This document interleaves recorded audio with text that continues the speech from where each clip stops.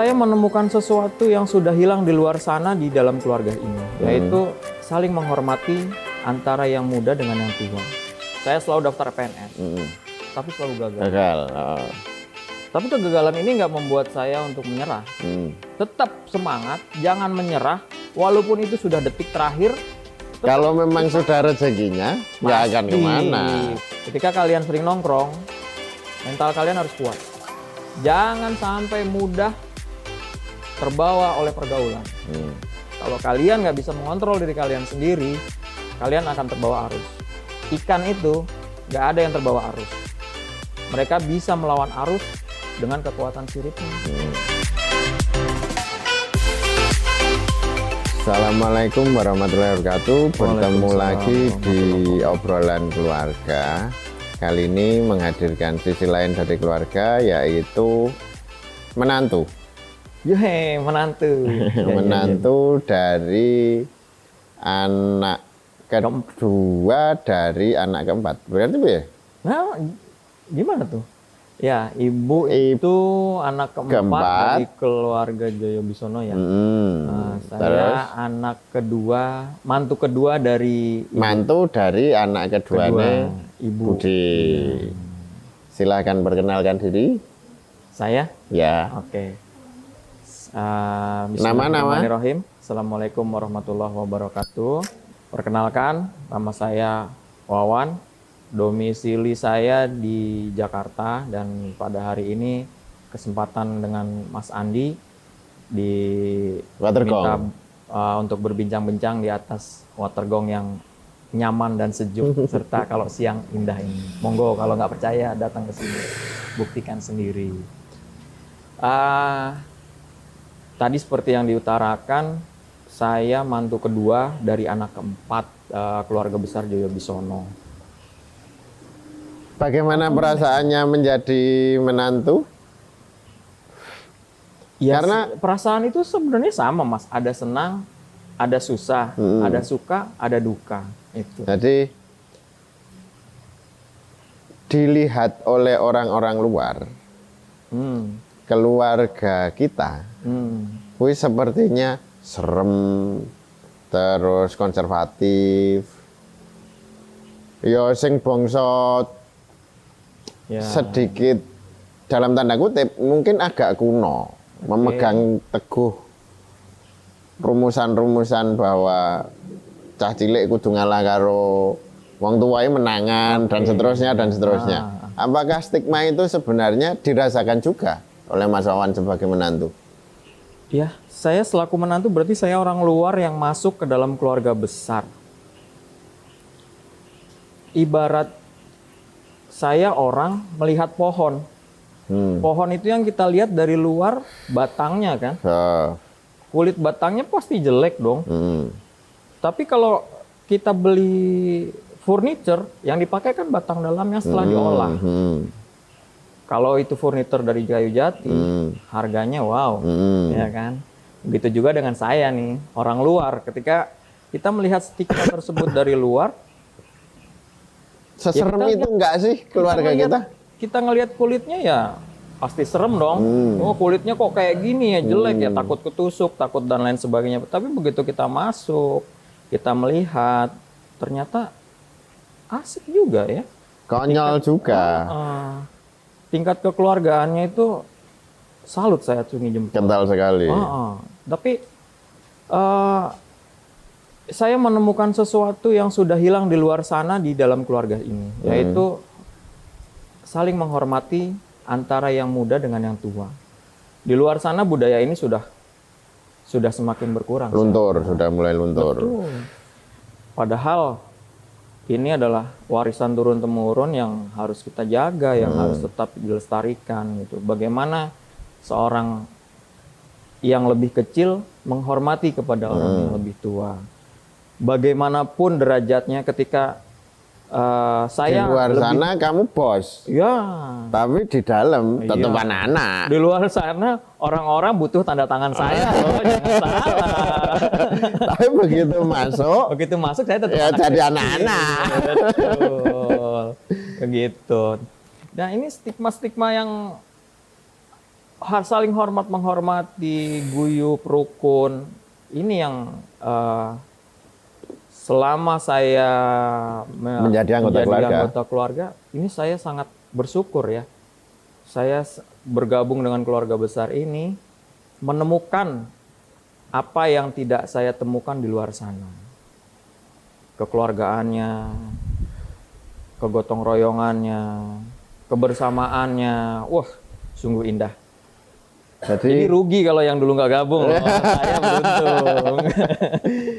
Terus posisi sekarang berprofesi sebagai? Oke, saat ini saya berprofesi sebagai aparatur sipil negara (ASN) atau orang bilang pegawai negeri sipil. Kemudian kebetulan tugas keseharian saya ngurusin kepemudaan, yang institusi saya lebih dikenal sebagai Kementerian Pemuda dan Olahraga. Saya di Kementerian Pemuda Olahraganya yang ada di pusat. Kalau di daerah-daerah kan Dinas Pemuda dan Olahraga, ada juga yang Dinas Pemuda, Pendidikan dan Kebudayaan.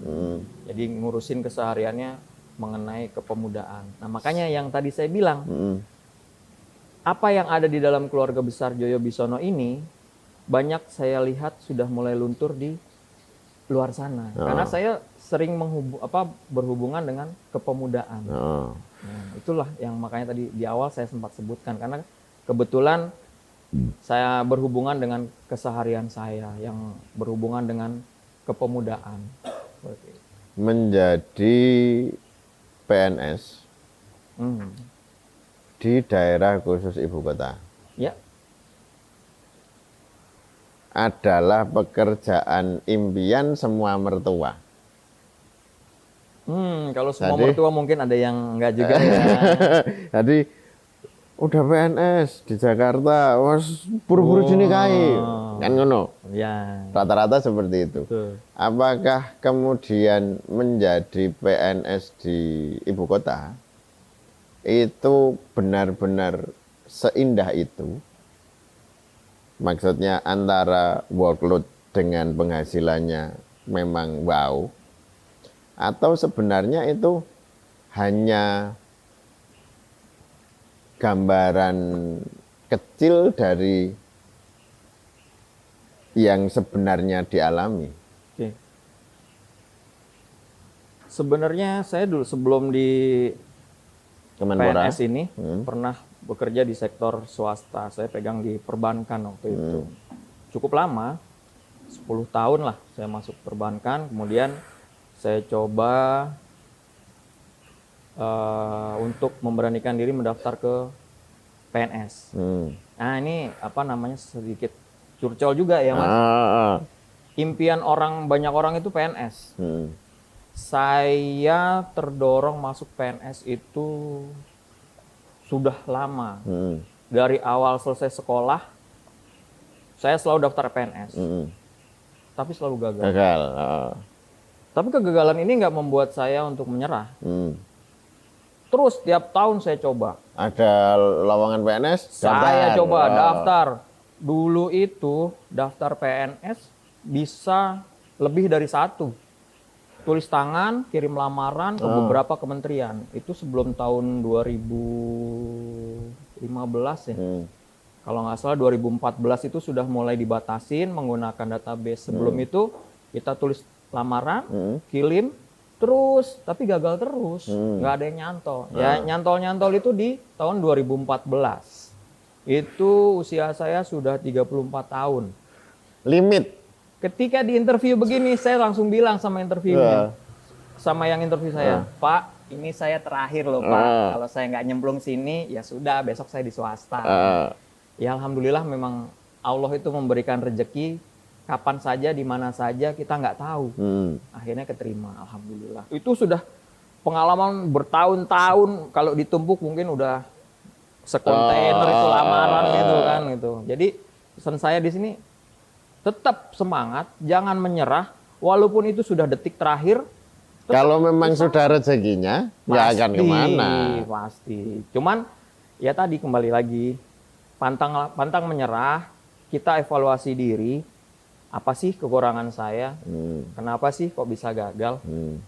Terus kita pelajari. Setiap momen adalah waktu untuk kita belajar. Kalau pejabat memang alur bicara dan metode bicaranya berbeda nggih. Belum. Amin, amin, amin. Jadi jika teman-teman melihat episode-episode sebelumnya, saya selalu menghadirkan bintang tamu sing rembol. Mungkin nanti viewer dari teman-teman Mas Wawan, rembol ya apa toh? Sekarang agak berbeda karena beliau dimanapun berada, di pundaknya membawa nama institusi. Jadi mungkin agak berbeda dibandingkan obrolan-obrolan kita yang lalu. Dan itu tidak menjadi masalah dalam hubungan persaudaraan. Bukan masalah. Dari berbagai macam latar belakang, toh selama rumusan-rumusan sederhana bahwa aku dan kamu disatukan oleh Tuhan, ya wis, aku tidak perlu mengintervensi kamu dan kamu tidak perlu mengintervensi aku. Caraku rembol, caramu sopan-sopan, gitu. Ya intinya kan bagaimana kita bisa menempatkan diri. Betul. Gitu kan? Kita memposisikan diri kita ketika kita berada di suatu situasi. Jangan kita terbawa ketika mungkin kita menjabat di suatu posisi ya. Jangan sampai posisi jabatan ini, wah, gua kan pejabat, saya kan pejabat. Ya ini nggak bisa gitu. Ketika kita sedang tidak berada di dalam suatu institusi, ya kita lepas jati diri kita sebagai pegawai ataupun pejabat ataupun siapapun itu kita di dalam institusi tersebut. Ketika kita masuk ke masyarakat, ya kita hanya sebatas masyarakat. Gitu. Terus target jangka pendek. Ya. Berarti menjadi PNS ini adalah pekerjaan impian.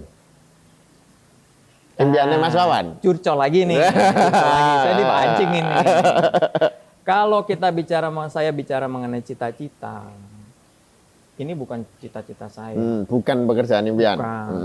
Saya dulu nggak mengenal yang namanya PNS. Walaupun ibu saya guru PNS, bapak saya juga pegawai di salah satu BUMN. Tapi cita-cita saya dulu pilot. Wah, keren dong, pakai seragam, pakai topi, pilot. Ketemu pramugari cantik-cantik. Mantap, seksi. Sensor ya? Pilot. Cuman dari SD itu saya sudah pengen jadi pilot.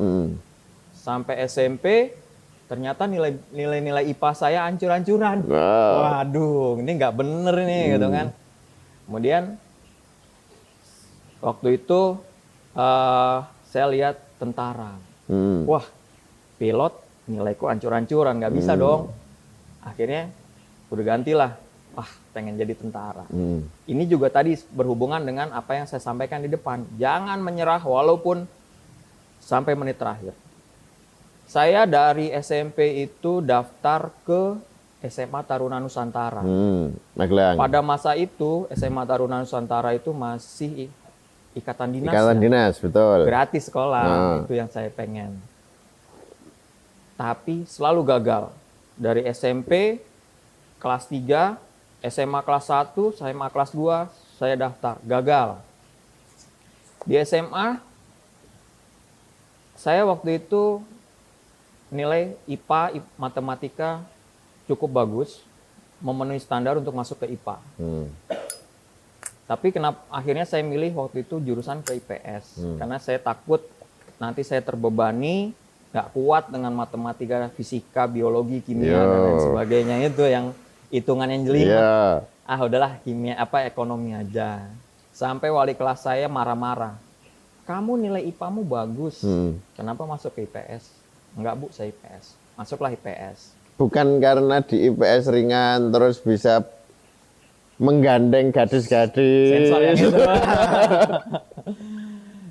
Ya salah satunya waktu itu memang gambaran saya di IPS ini agak ringan lah. Nyantai, lebih santai, nyantai. nggak seperti di IPA. Akhirnya singkat cerita lulus dengan nilai yang cukup memuaskan. Saya kembali daftar ke Akademi Militer. Waktu itu saya cita-citanya masuk ke Akademi Militer untuk jadi tentara Angkatan Darat. Angkatan Darat. Nah inilah kekurangan saya di sini. Tentara itu bukan cuma Angkatan Darat. Ada Angkatan Laut, ada Angkatan Udara. Waktu itu masih ada kepolisian. Masih jadi satu. Masih jadi satu, ya kan? Kan sekarang sudah terpisah nih institusinya. Waktu itu masih jadi satu. Tapi saya terobsesi, nggak tahu kenapa, jadi tentara Angkatan Darat. Daftar terus, nggak akan terima. Terakhir saya pernah ujian setelah kuliah itu, tahun kedua kuliah saya masih ikut ujian untuk akabri. Udah masuk ke tes final, yang kalau nggak salah waktu itu tesnya itu tes kesehatan, suruh telanjang tuh. Pantokir itu. Udah pantokir. Udah semangat dong, udah pantokir. Tapi nggak tahu lah, memang bukan rezeki ya. Ya udah akhirnya gagal. Gitu. Jadi PNS ini sebenarnya bukan cita-cita awal saya. Saya dipenuhi dengan kegagalan dan kegagalan. Karena waktu itu juga, ya tadi saya bilang, saya sampaikan, saya waktu itu wawasan saya kurang luas. Saya masih egois. Idealismenya masih kencang. Angkatan Darat. Padahal mungkin kalau saya daftar ke Angkatan Laut, kalau Angkatan Udara kan nggak bisa ya, waktu itu pasti dari IPA. Kalau saya mungkin daftar ke Angkatan Laut atau bahkan ke kepolisian, ya mungkin ada jalan. Potensinya, saya lupa. Angkatan Laut waktu itu Pak D saya perwira tinggi di Angkatan Laut. Ada jalur. Ada jalur. Tapi saya sempat nggak kepikiran. Iya, saya sempat dipanggil sama bude saya dan dimarahin. Kenapa kamu nggak mengambil Angkatan Laut? Padahal Pak Demu mungkin bisa membantu. Ada jalur. Tapi ya tadi, karena prinsip saya nggak mau ngerepotin orang. Saya nggak mau masuk atas bantuan orang lain. Saya mau ini usaha jerih payah saya sendiri. Karena itu bisa saya banggakan. Dan ini saya bawa sampai saya masuk ke pegawai negeri kemarin. Saya masuk lewat jalur yang betul-betul murni dari usaha saya sendiri. Emang menjadi pegawai negeri ada jalur yang tidak murni, Mas? Ya, kalau saya dengar dari kanan keluar kiri, katanya ada yang nggak murni, gitu. Kalau campuran berarti. Murni adanya di sini. Murni itu mana sopo? Murni itu adik dari ibu mertuanya Mas Wawan. Bude saya yang nomor 5. Itu murni. Bukan jalur murni kan? Jadi pesan saya tadi tetap semangat, apapun kondisinya, pelajari sampai akhir, jangan putus semangat. Jangan menyerah. Ya. Perbaiki sampai berhasil. Terus dalam rangka menjadi menantu, adakah hal-hal yang wajar di keluarga Mas Wawan, tapi tidak wajar di keluarga kami? Ini hal-hal seperti ini di kami biasa nih, tapi kalau di Jawa Bisono kok menjadi hal yang tabu, atau biasanya di keluarga saya ini tabu, tapi di sini kok enggak. Adakah perbedaan-perbedaan semacam itu? Ini buat teman-teman yang nonton, yang lagi nyari istri, apapun nyari calon suami, ini satu kata kunci. Pernikahan adalah sesuatu hal yang sakral, di mana mempertemukan dua budaya yang berbeda. Ya. Budaya apa sih? Dua keluarga.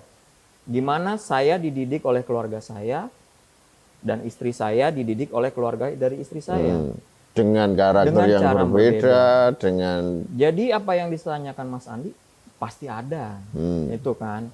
Cuman, ketika kita sudah menentukan pilihan, dan sudah direstui melalui ijab kabul, bagaimana kita bisa menerima perbedaan-perbedaan yang ada.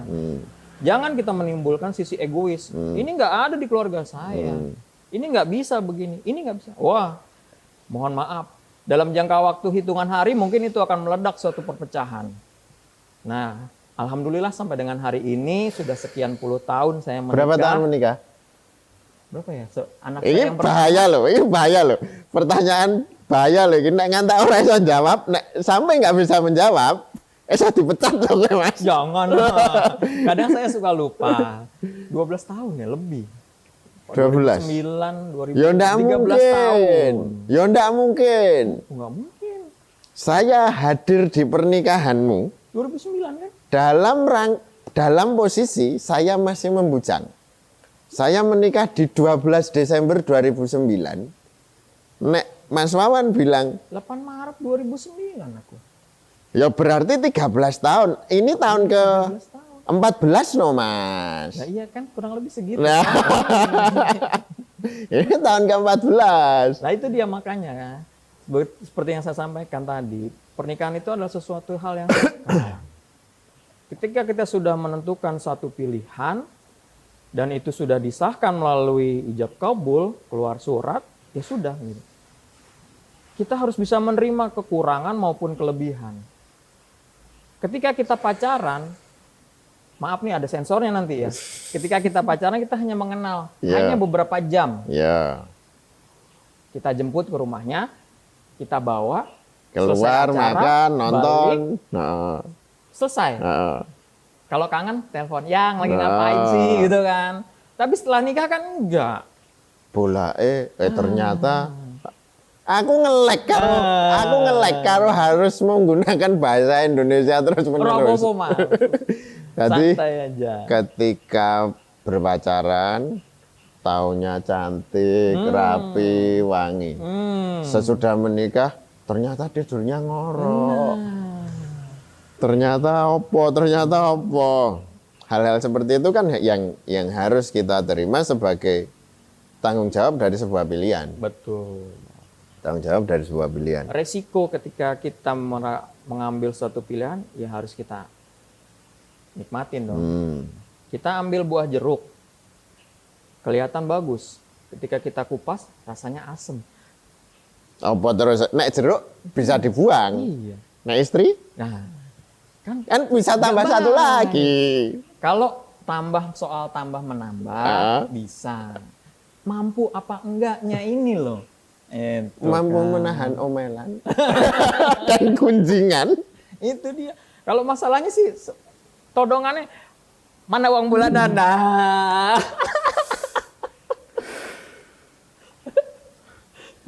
Berarti dalam rangka menjadi menantu di keluarga yang dalam tanda kutip terlihat serem ini sebenarnya fun-fun saja ya Mas. Iya. Fun-fun saja. Jadi tidak ada hal-hal sing berat, tidak ada hal-hal sing terlalu jomplang dengan sing biasa diterapkan di keluarga Mas Wawan sebelumnya. Iya, Karena Mas Wawan kan basicnya juga keluarga besar toh, keluarga gede juga toh. Iya. Makanya tadi balik lagi saya ke omongan saya sebelumnya. Gimana kita bisa saling menerima, gimana kita bisa saling memahami gitu kan. Ya kalau kita egois dengan diri kita sendiri ya tentu akan berat segala sesuatunya. Tentu akan sulit untuk kita bisa menjalaninya. Tapi kalau kita bisa menempatkan diri kita, kemudian kita bisa menghilangkan egoisme kita, ya semuanya akan insya Allah akan berjalan dengan baik. Seperti itu sih Mas Andi. Karena seperti yang sering kali saya sampaikan bahwa pernikahan itu tidak harus didasari atas dasar cinta, tapi prinsipnya adalah kesepakatan. Mungkin Mas Wawan akan berbeda, karena dasarnya adalah cinta. Kebetulan saya dan istri saya tidak menikah atas dasar cinta. Tapi memang tidak diawali dengan cinta. Tapi seiring berjalannya waktu, seperti peribahasa Jawa, orang-orang tua dulu, tresno jalaran saka kulino. Nah wis kulinone karo kuwi terus ya sidane gelem ra gelem ya kudu tresno dengan segala resiko dan tanggung jawabnya. Posisi sekarang sudah menikah 14 tahun, anak 2. umur Yang nomor 1 laki-laki usia 11 tahun ya, kelas 6 SD. Ini tadi baru bingung ditanyain sama gurunya, mana kartu ujiannya? Ya ampun Bu, lagi izin 2 hari ditanyain kartu ujian. Ya mohon maaf ya Bu kalau nonton. Kalau anak yang kedua perempuan kelas 5 SD. Dalam rangka memiliki anak dengan selisih usia yang tidak terlalu jauh, kerepotan-kerepotan apa Mas yang sering muncul di dalam rumah? Atau justru malah tidak repot karena mengurus anak dengan usia yang selisihnya? Ya Mas Andi paling jago. Bikin saya curcol lagi. Saya nggak bisa bilang kesulitan itu nggak ada. Semua orang semua orang pasti menghadapi kesulitannya masing-masing. Ketika saya berkeluarga, saya punya lahir anak pertama, usia 9 bulan, istri saya udah hamil lagi. Kemudian pada masa saat 9 bulan itu anak pertama saya kan masih menyusui ya. Itu lagi susunya lagi banyak-banyak. Ketika cek ke rumah sakit, dokter kandungan dinyatakan hamil. Ya sudah, kita jalani kan. Kemudian seiring berjalannya waktu, 9 bulan terlewati, lahirlah anak kedua. Ketika berarti lahiran, dalam satu rumah ada 2 balita toh? Betul.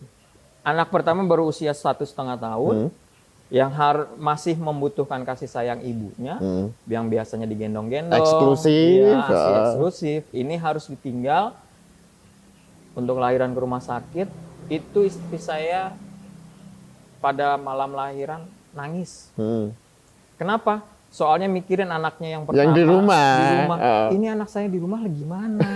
Makannya gimana? Susunya gimana? Siapa yang ngelonin? Nangis di rumah sakit. Itu hati saya di sana, waduh, gimana ya? Ya memang begini keadaannya kan, kita harus jalani. Ya cuman tadi seiring berjalannya waktu, kita coba menempatkan diri, kita saling mengisi, kita saling menguatkan satu sama lainnya. Ya, fine-fine aja. Saya harus ganti popok, istri saya ngelonin anak kedua, saya harus ganti popok, terus kemudian ya segala macam lah saya ngurusin anak. Kedua, ya kebetulan waktu itu juga istri saya bekerja, istri saya juga masih aktif kerja ya waktu itu. Wah, waduh, luar biasa lah waktu itu. Luar biasa repotnya lah waktu itu. Tapi alhamdulillah seiring dengan berjalannya waktu kita bisa menjalaninya ya sampai hari ini. Repot itu, berat itu berarti kan hanya ada dalam bayangan. Ketika saya membayangkan memiliki 2 balita sekaligus dalam satu waktu, bayangannya kan wah berat, wah mumet dan seterusnya. Tapi ketika dijalani ternyata yo baik-baik saja. Meskipun sebentar, maaf. Jalani jangan tinggal jalanin. Tapi kalau jalanin kebanyakan protes, ngedumel. Nah, bisa juga. Betul. Jadi ketika berarti kalimatnya ditambah. Ketika dijalani dengan kerelaan, ya, semua akan mudah. Indah-indah saja toh, indah-indah saja. Terus adakah misi-misi tertentu untuk anak-anak? Karena Bapak sebelumnya pengen jadi pilot nggak kesampaian, pengen jadi tentara nggak kesampaian. Adakah misi-misi itu? Wah, karena kemarin Bapak nggak bisa nih, anak-anak nih harus salah satu ada yang jadi tentara kah, ada jadi pilot kah? Ya, selaku orang tua pasti saya pingin anak-anak saya berhasil. Itu pasti semua impian orang tua terhadap anak-anaknya. Tetapi pada dasarnya saya berusaha untuk tidak menjadi seorang diktator dalam rumah tangga. Kamu harus begini, kamu harus begini, kamu harus begini. Enggak, saya nggak mau yang jadi seperti itu. Biarlah anak-anak saya tumbuh Sesuai dengan passion mereka, keinginan mereka, kemampuan mereka. Yang penting saya selaku orang tua memenuhi kewajiban saya selaku orang tua, memberikan mereka pengajaran, memberikan mereka keterampilan. Nah ini yang sulit. Ketika kita memberikan mereka pengajaran, ketika kita memberikan mereka keterampilan, pasti ada penolakan dari anak.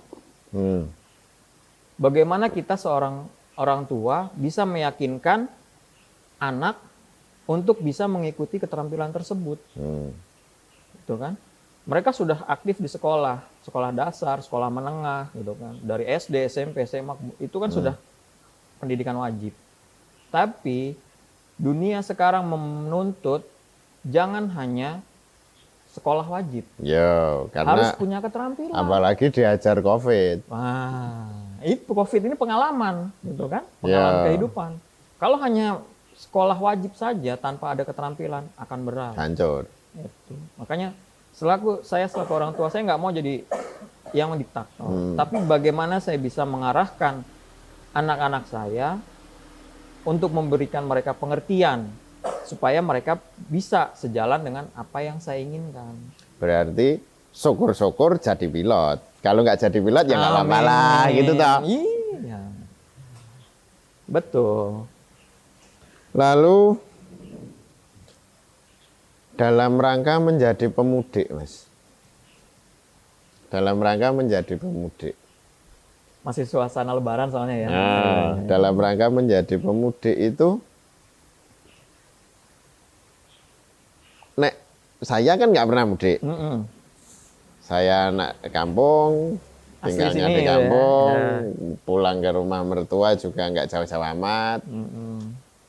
Membayangkan kemacetan, membayangkan jarak yang ditempuh, membayangkan biaya yang harus dikeluarkan, itu mungkin membuat saya, jika saya harus melalui fase mudik, saya memilih untuk tidak mudik.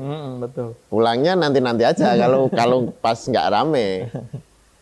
Apa yang membuat Mas Wawan memilih untuk tetap mudik meskipun ada resiko-resiko itu?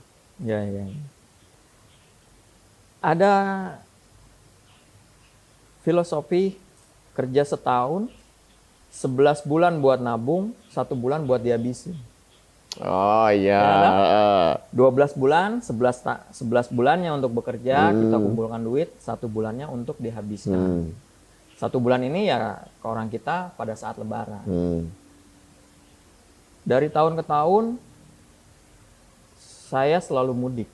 Karena ini sudah kebiasaan dari orang tua saya. Walaupun orang tua dan mertua saya tinggalnya di Jakarta.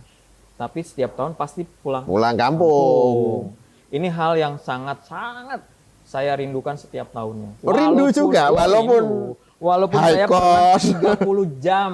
Oh iya, waktu Brebes itu toh. 30 jam. Ya saya akui untuk tahun ini, alhamdulillah saya lihat dari berita-berita yang ada, penanganan kemacetan sudah cukup baik. Tapi ya tadi, yang namanya suatu kebijakan tidak bisa mengakomodir semua. Ya. Gitu kan. Pasti ada satu sisi yang merasa senang, pasti ada satu sisi yang dikecewakan. Saya mudik karena pertama saya harus bersilaturahmi dengan keluarga yang ada di sini. Dan Mas Wawan merasa silaturahmi itu penting? Sangat-sangat penting. Sangat-sangat penting. Inilah kenapa saya tiap tahun selalu mudik, karena silaturahmi itu didikan orang tua saya yang selalu dianjurkan, silaturahmi itu sangat penting. Silaturahmi itu memberikan umur panjang. Silaturahmi itu melancarkan rezeki. Kenapa bisa umur panjang? Ya iyalah, kita ketemu saudara, ketawa ketiwi, gitu kan. Coba kalau nggak mudik, mikirin kerjaan mulu, pusing bos, gitu kan, kerjaan mulu. Umur panjang rezeki, ya iyalah. Begitu ketemu saudara, lumayan salam tempel, ya kan. Tambah rezeki. Ya di luar itu banyaklah hal-hal lain. Gitu. Jadi memang meskipun tidak tertulis dalam undang-undang, mudik itu menjadi agenda yang dalam tanda kutip wajib. Iya, buat saya dan keluarga memang wajib. Karena gimana ya? Ada hal yang rasanya tuh kurang gitu ketika kita nggak mudik. 2 tahun kemarin kan nggak bisa mudik, toh? Betul. Nah, itu rasanya, waduh, kok kayaknya ada yang kurang gitu ya. Ya memang saya menikmati sih perjalanan, memang kalau dibilang letih, wah pasti letih banget gitu kan. Perjalanan sebegitu ramenya, macetnya, dengan high cost, tentu perjalanan apalagi sekarang bensin naik bos, ya kan. Betul. Yang tadinya sekian sekarang jadi sekian. Gitu. Kemudian ada tol tambah lagi gitu kan, biaya. Waduh. Cuman ya itu tadi lah. Apa namanya, perasaan itu nggak bisa tergantikan, nggak bisa diukur dengan materi gitu. Jadi, ketika pada saat kita menjalaninya mungkin capek, kemudian kita juga kantong kosong, keriting gitu ya. Bahkan di WA ada tuh yang infus, nggak tanya di situ yang diinfus dompet. Waduh, itu beneran. Tapi ketika kita jalanin, nanti kita bisa punya suatu cerita. Nah, ketika kita bisa menceritakan ini, itu ada kebahagiaan yang muncul. Kebahagiaan. Ya ini ya, kebahagiaan ini yang ngerabuk nyawa. Membuat umur menjadi lebih panjang. Ngerabuk nyawa. Terus dalam rangka menjadi PNS. Nanti kan ada fase pensiun. Betul. Seberapa siap atau persiapan Mas Wawan sekarang untuk menyambut masa pensiun itu? Mas Wawan sudah melakukan apa? Ya ini dia. Ini pertanyaan yang sangat berat buat saya. Ya mungkin buat para pekerja-pekerja yang bekerja di bawah institusi ya, baik itu di swasta maupun yang pegawai negeri. Ketika kita bekerja di satu institusi, kita terbatas dengan usia. Betul. Ini juga yang bikin saya cemburu sama Mas di sebelah saya ini. Beliau ini pengusaha muda loh. Gitu. Sampai dengan hari ini saya masih mencari peluang investasi. Tapi bukan investasi yang kemarin, gitu kan, yang diciduk, wah miliaran, gitu kan, waduh. Saya sempat juga tuh tergiur. Aplikasinya ada nih, belum saya hapus. Tapi sampai dengan hari ini saya masih bingung dengan investasi. Mana yang saya mau tekuni? Sejauh ini yang sedang saya pelajari, saya coba masuk paling ya ke saham. Investasi saham, karena itu kan sudah lama dan sudah banyak yang bisa juga, tapi hati-hati. Yang namanya investasi itu pasti tingkat resikonya sangat tinggi. Betul. Gitu kan? Kita harus betul-betul punya uang dingin. Jangan dengan uang yang ada yang kita biasa pergunakan buat operasional, kita masukkan ke investasi. Wah, itu bisa bikin stres kalau sampai terjadi sesuatu. Jadi duit rumah, duit belanja, masukin freezer dulu. Iya, biar dingin. Udah masuk freezer. Baru ditimpuk. Karena kan banyak para pekerja, dalam tanda kutip, baik PNS, pekerja BUMN, rata-rata pekerja yang terbiasa dengan rutinitas, tapi masa kerjanya dibatasi oleh usia, seringkali ketika memasuki masa pensiun, stres. Ya, betul. Bingung. Betul. Makanya waktu itu kan berjalan begitu cepat tanpa kita sadari, Thomas. Betul. Tahu-tahu anaknya sudah mau masuk SMP. Iya, betul. Sudah mau SMA. Betul. Sudah diapeli orang. Nah, itu dia.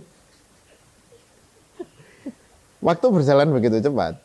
Ketika kita sing sudah terbiasa dengan rutinitas, berangkat pagi pulang sore, berangkat pagi bertemu dengan banyak orang, punya ajang eksistensi diri, lalu kemudian pensiun, tidak melakukan apa-apa dalam tanda kutip. Betul. Pasti kan ada fase di mana menjadi bingung dan tidak tahu harus melakukan apa. Iya, betul. Ini yang saya hadapi ketika kita masuk ke masa pandemi COVID kemarin. Sebelum era pandemi COVID, jam kerja stabil. Berangkat pagi, pulang sore. Berangkat pagi, pulang sore. Begitu pandemi, WFH kan? Bangun pagi. Mau ngapain? Bingung. Saya mau ngapain ya? Kan harus di rumah. Berangkat nggak boleh di rumah. Ini sempat bingung. Cuman ya dengan berjalannya waktu, tadi kita evaluasi, kita belajar. Ya akhirnya semua bisa gitu kan. Sudah mulai beradaptasi. Sudah beradaptasi gitu. Bahkan sekarang jadi, aduh kalau bisa dikerjain di rumah ngapain di kantor. Ya betul. Kan? Karena ketika kita berada di rumah kita bisa bagi waktu kan. Dengan investasi, kita juga bisa mengerjakan pekerjaan itu dari rumah. Itu. Makanya alhamdulillah kemarin sebenarnya dibilang pandemi itu ada pelajaran yang bisa kita tarik dari sana. Ketika kita harus menyesuaikan diri, bagaimana kita belajar menyesuaikan diri. Kadang ada baiknya juga sih pandemi ya. Saya termasuk orang yang dihajar oleh pandemi. Dari sisi bisnis ya. Iya. Betul, betul. Menyerang lini konstruksi kan dihajar paling awal. Habis-habisan ya itu. Dihajar paling awal.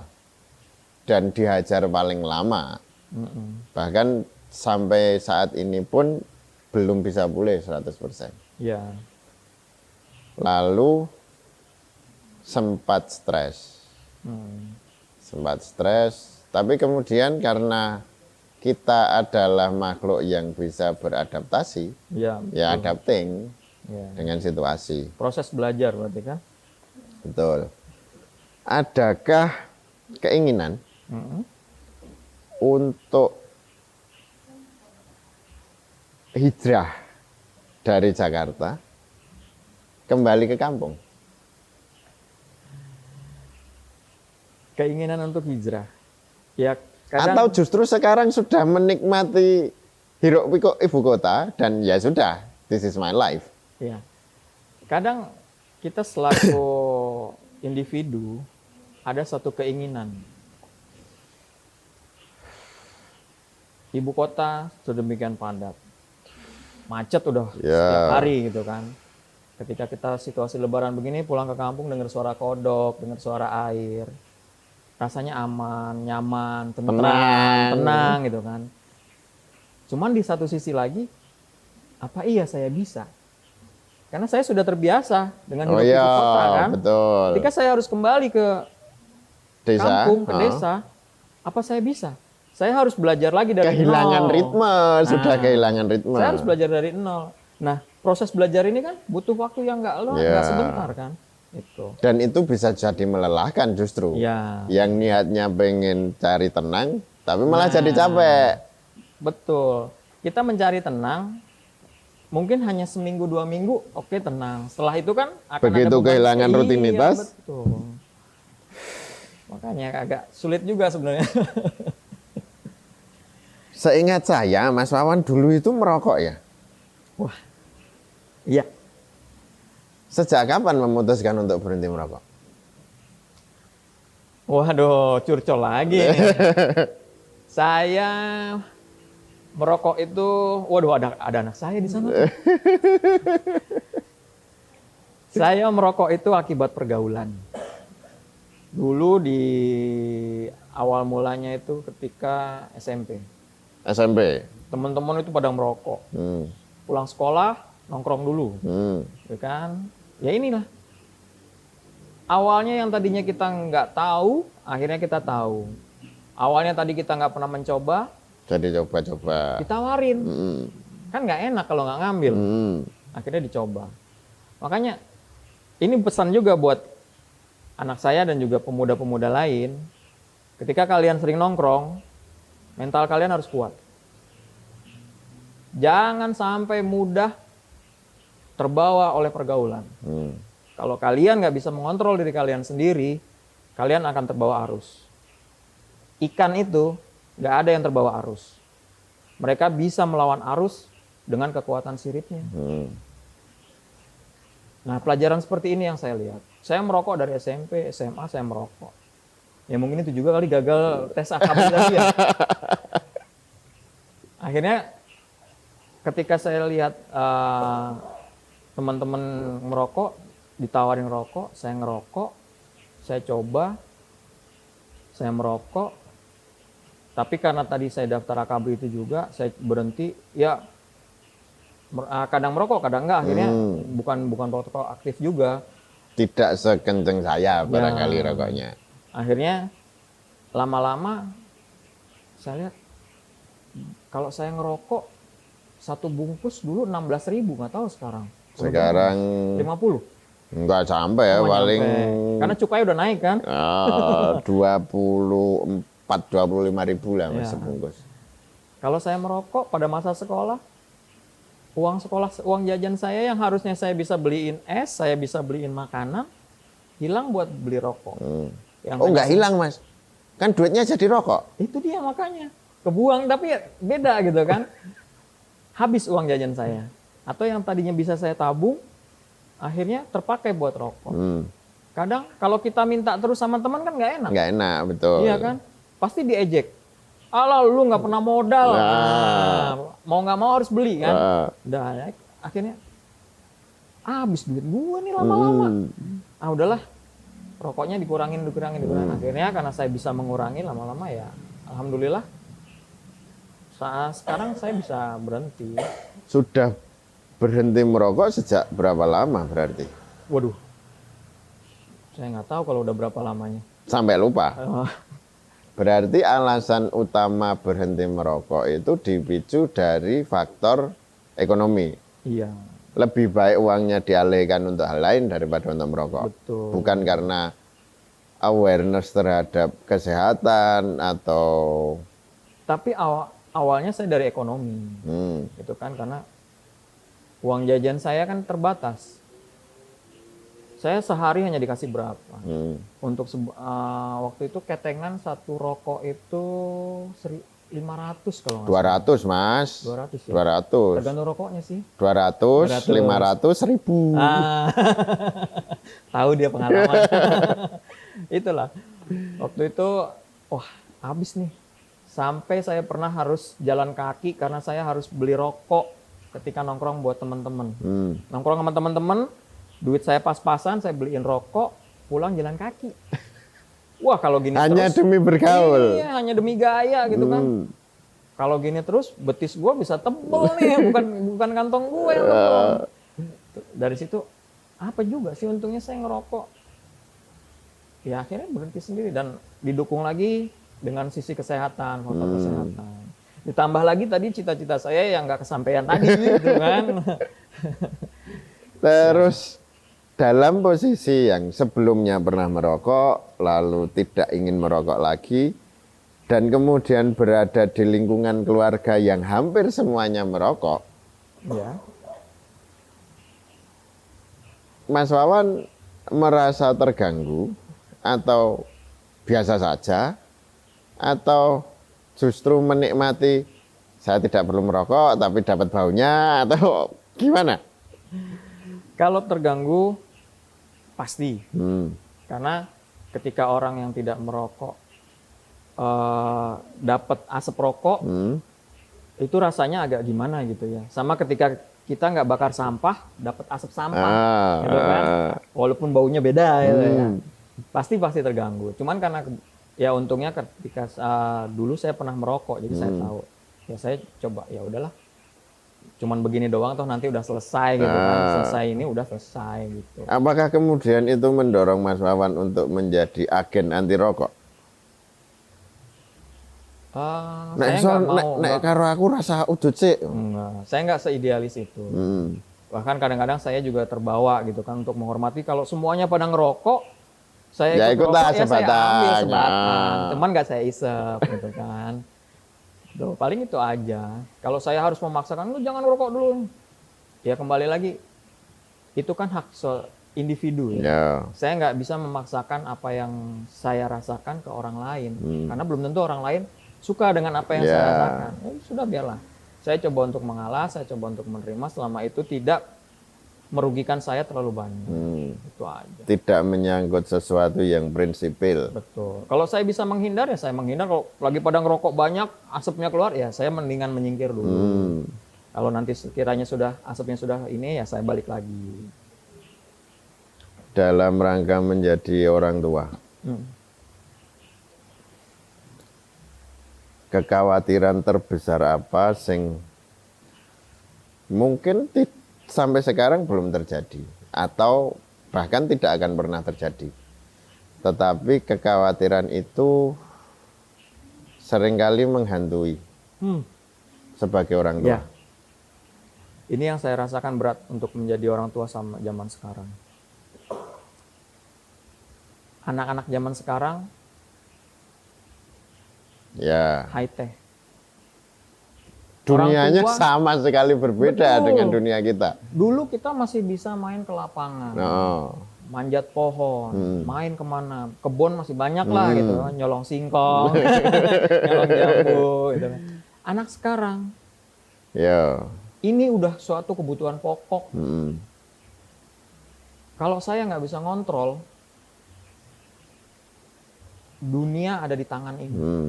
Baik yang buruk ada di sini. atau baik. Ini tantangan terbesar dan terberat yang saya rasakan. Bagaimana saya bisa mengawasi anak-anak saya supaya tumbuh sesuai dengan usianya, tidak melebihi. Amit-amit, maaf. Kemarin kalau ada teman atau pemirsa yang melihat di berita, anak kecil di daerah mana itu yang disorot HP, dia membuka auratnya di depan wanita, menunjukkan auratnya di depan wanita. Ada kan di berita? Nah ini kan sudah keterbelakangan mental. Akibat entah itu dari informasi yang dia terima atau dari pergaulan atau apapun itu. Nah ini yang saya takut tantangan menjadi momok. Betul. Apalagi saya tinggal di kota besar, ibu kota. Keterbukaan informasi yang begitu sangat luas. Sudah luar biasa, tidak bisa dibendung itu. Ini yang, waduh, saya selalu berdoa, mohon supaya keluarga saya dijauhkan dari hal-hal yang seperti itu, dan supaya bisa anak saya belajar dengan baik, diberikan kesehatan, kekuatan iman, hormat sama orang tua. Bagaimana norma-norma kehidupan itu tetap terjaga dengan baik sehingga dia tumbuh menjadi orang yang bermanfaat bagi dirinya, keluarganya, dan masyarakat sekitar serta agama. Ini suatu tantangan yang sangat-sangat berat untuk orang tua zaman sekarang. Dan itu baru disadari sesudah kita menjadi orang tua. Betul, ketika kita dulu belum jadi orang tua. Apa sih? Apa sih? Satu hal yang bisa kita garis bawahi dari pembicaraan kita kali ini adalah dalam rangka menuju keberhasilan. Kuncinya adalah memulai dan tidak menyerah. Dalam rangka menjadi manusia, kuncinya adalah menempatkan diri kita sesuai dengan lingkungan. Tetapi jangan terbawa arus dalam rangka hal-hal buruk dan yang akan merugikan kita. Demikian obrolan kita kali ini. Sementara kami undur diri. Assalamualaikum warahmatullahi wabarakatuh. Waalaikumsalam.